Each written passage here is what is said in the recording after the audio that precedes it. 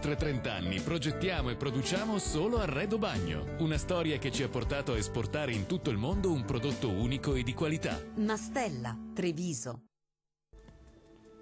Una perturbazione atlantica porta a tempo instabile con piogge e locali temporali nella giornata del 19 maggio.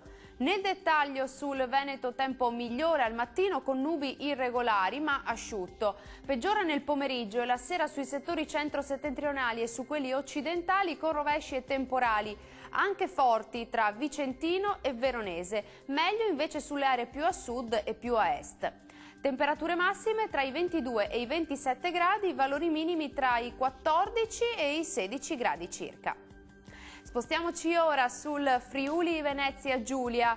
In giornata tempo stabile e soleggiato, aumentano le nubi la sera con l'arrivo di rovesci e temporali da ovest verso est, in particolare sulle aree centro-settentrionali.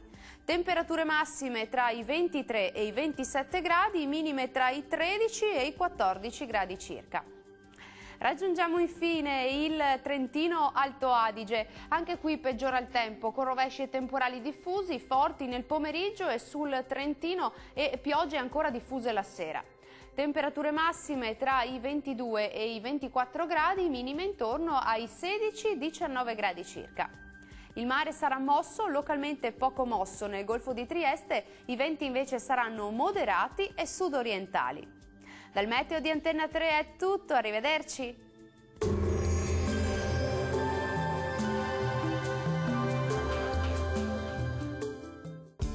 Da oltre 30 anni progettiamo e produciamo solo Arredo Bagno, una storia che ci ha portato a esportare in tutto il mondo un prodotto unico e di qualità. Mastella, Treviso.